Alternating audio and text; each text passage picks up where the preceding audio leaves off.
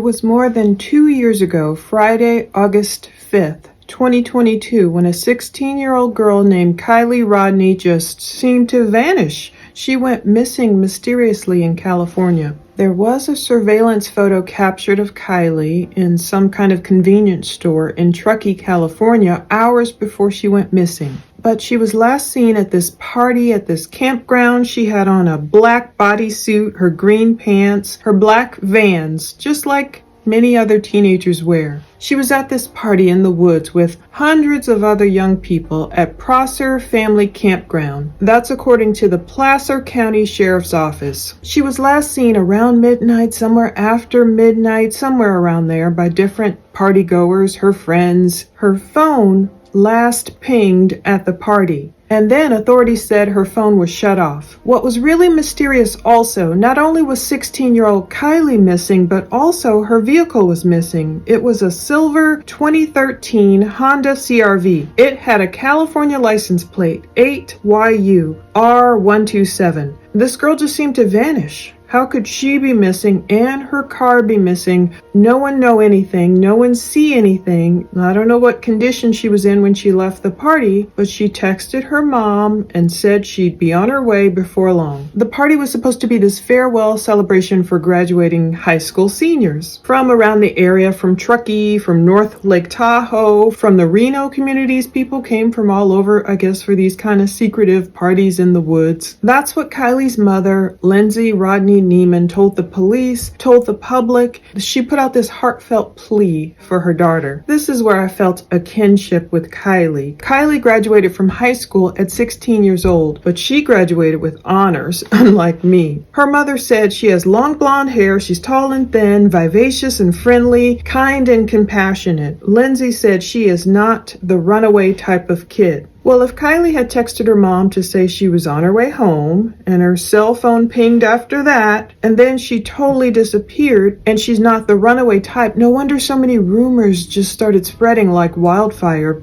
People were wondering, was Kiely abducted? Did any of her friends do anything? It went crazy, this case. Now, by Sunday, August 11th, 2022, Kiely was still missing. She was added to the FBI's missing persons list on their website. Police held several press conferences. It went a little crazy. Some of Kiely's friends got more attention than others, and of course the rumors spread. There was buzz about, was there some kind of fight or disturbance or all this stuff going on at the party? You know, we really poured over what Kiely was wearing, what she might have changed into. Was she drinking anything? Was she smoking anything? There were so many questions. Did all these weirdos show up at the party? There was talk of, people coming from far away at the party. There was talk of illicit substances. Where was Kiely? Well, by Sunday, August 21st, 2022, 16 days after Kiely mysteriously went missing, we found out where she was. Unfortunately, Kiely was found in Prosser Reservoir, right there near the campground, by Adventures with Purpose. They announced that they found her. Now, for more than 2 weeks while she was missing, all of us sleuths, we were closely just poring over various, video footage that would emerge. We saw the vehicle being pulled from the water eventually. We were looking for clues. Eventually, faraway video footage, I believe it's called fire footage because they have these cameras up on the hills looking out for fires. Well, you could sort of make out a headlights driving and disappearing into the water. Some people say they see it, some people say they don't. But it was eventually determined Kiely most likely died of an accidental drowning. It's horrific to even think about, but it was very dark and confusing back there. And of course, she was a new driver. I mean, she's 16. She was impressive. She had her license, obviously. She was graduating from high school. I believe she was homeschooled like the past final years or what have you. Very smart girl.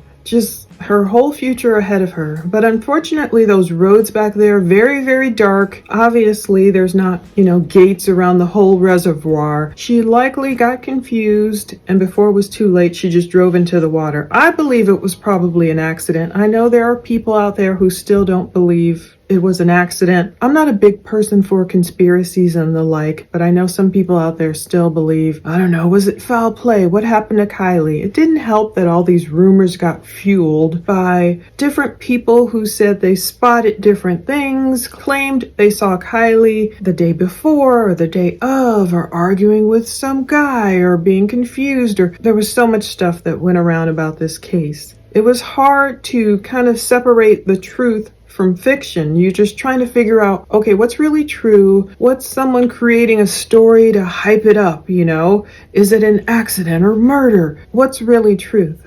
It's still hard to know, more than 2 years later. I'm thinking it's probably just a sad accident. Well, back then, when Kiely was still missing, I set up a Google alert on her VIN number. It was either when she was still missing or shortly after, but I like to do this in crime cases. If I can get the VIN number of the vehicle in question, I like to set up a Google alert so that anything that pops up about that vehicle can be emailed to me. For example, if someone had really abducted Kiely, if they had done something to Kiely, if they were trying to get rid of her CRV, if they were selling it, and then her VIN number would pop up on one of these for sale sites, then us internet sleuths could lead police to that person and hopefully find the victim. But no, that's not what happened to Kiely's vehicle. She, along with her vehicle, were in the water. I mean, saw this controversy about whether or not it was thoroughly searched. Why did AWP be able to find it? Others didn't. It's a lot. There's still lawsuits coming, or lawsuits that are in the works from Kiely's family. We've talked about all these issues in the past, and that's another thing I'll probably cover next year, I guess. But no, Kiely's CRV was in the water.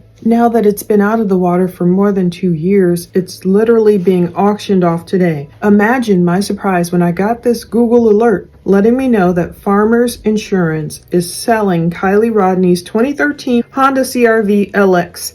It's a live auction, and they posted 12 photos of the SUV. You can see the windshield is broken and the fabric seats have been ripped out. It said something about the pre-bid is closed. It's a live auction that starts, I can't tell the time. It's like weird. It's on this bid.cars website. It says vehicle will be on live auction at 21:56. So I don't know if they mean 9:56 p.m. This time keeps changing. But it's her. There's a salvage certificate. Farmers Insurance is selling it.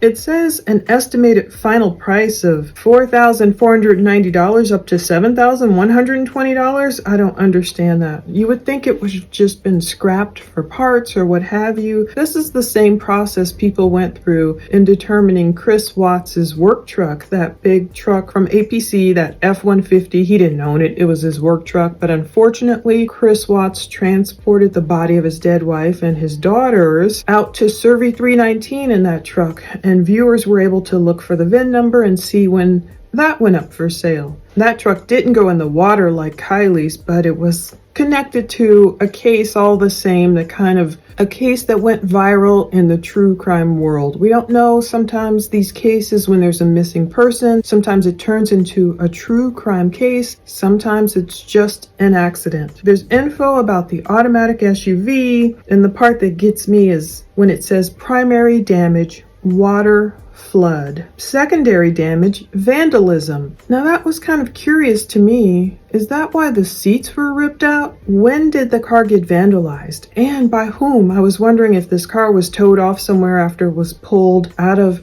the reservoir. Was it looky-loos or people looking to break in there and steal things? I don't know how much evidence was taken out of this CRV, but where did the vandalism come from? I don't know. But the seats are definitely ripped out. I think they were fabric seats, and so you can see the windshield broken. Reportedly, according to AWP, the car, I believe, was flipped upside down. We saw their footage of the car when they dove down there and they were verifying it was Kiely's car. Well, that car got lifted out of the water, and by then it was turned right side up. we could only see parts of it. We could see like the windshield was broken. In these photos, I do see some windows down. I don't see a plate on it anymore. No license plate, of course, that's been taken off. The windows are down. It's hard to see which windows are broken out or what have you, but it's interesting that they pulled, the fabric seats out. But seeing this car pop up in my Google alerts, I knew it had to be related to some case I covered. And once I saw, oh, it's Kiely's car, at first I was thinking, oh, it's related to a more recent case. Is Jennifer Soto selling her car or something? No, then I saw it was related to Kiely. And it had me thinking about her. Despite all the controversy that ensued, which I won't get into, the pending lawsuits, the conspiracy theories, it's making me think of the victims, all the victims, would-be victims or accidental victims, whatever, victims of foul play. Just more about them, the people, the personalities, their quirky personalities, whether they were the victims of foul play or not. It's making me think of how smart Kiely was, and my goodness, what an amazing and talented songwriter and singer she was, even in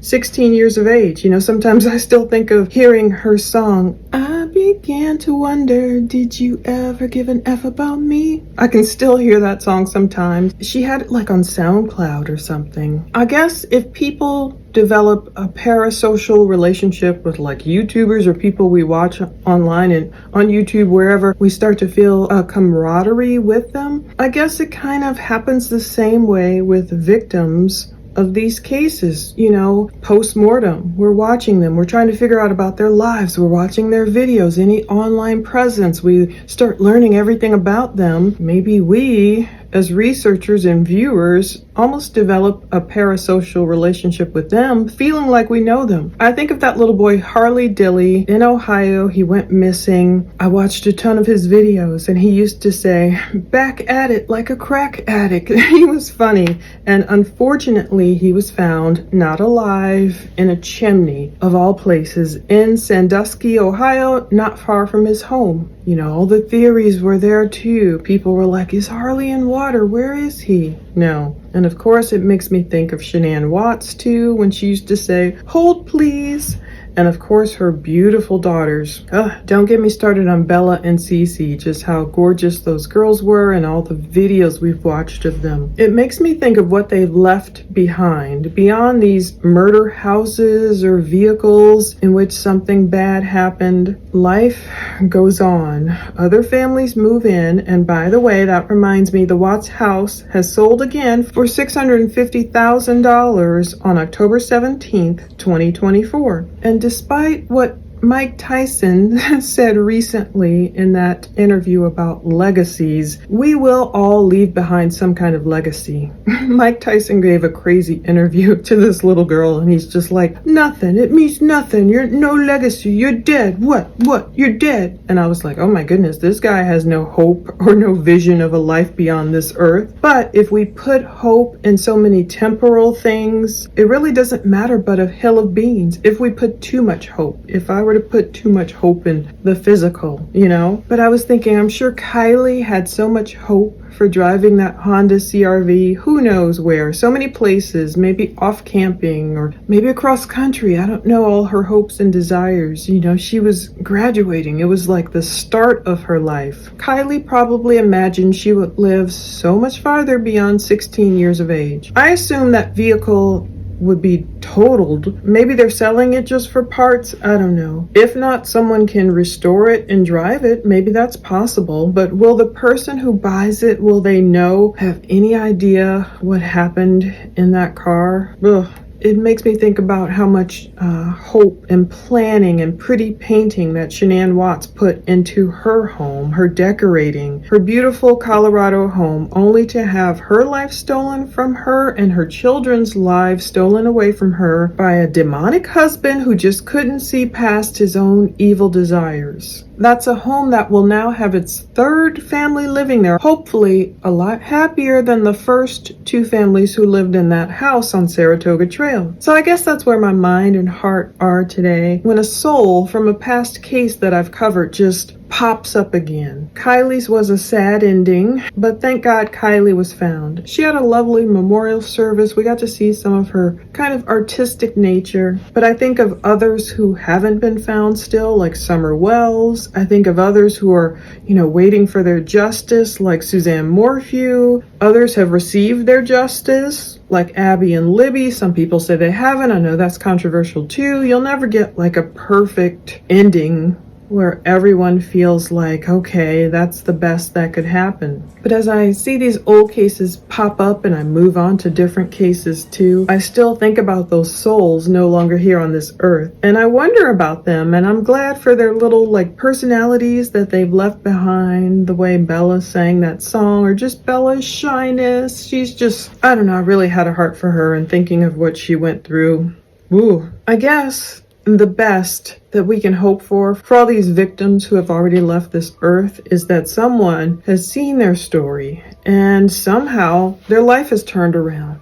Some man who, if there's a man out there who could relate to Chris Watts, hopefully he checked himself and maybe decided, okay, I won't do away with my whole family. I'll work on my marriage, or I'll get divorced, or whatever the answer is for him. I wonder, in the wake of Kiely's accident, did that help a lot of other teenagers and young people, or anyone who drove around that area, just be more cautious and even more alert? In no way blaming Kiely for her accident. You just don't want anyone's death to be in vain. You want a cautionary tale from their ending, and you want to appreciate their attributes of when they're alive. Like Harley Dilley's story, it has me telling everybody, don't ever go in a chimney. Okay, never go in a chimney. Never think it's like you see in the cartoons, and maybe many people got their chimneys capped off, and I believe that chimney was taken down in Ohio, and so his death won't be in vain. Kiely's won't either. People can be more cautious driving around in that darkness. Beyond all this are the legacies of the people that we cover and their positive attributes and what they brought to this earth, even if it was only for 11 years. And we don't know what happened to Summer Wells. If she lost her life as a 5-year-old, my mind's eye immediately went to her swinging on that swing and just laughing and having fun and twisting in circles. Her love for puppies and running around and being outdoors. Kiely's 16-year-old, her advancements as such a young lady. Or Shanann being in her 30s, working so hard. Her girls, her young girls, her unborn son. It makes you think about legacy,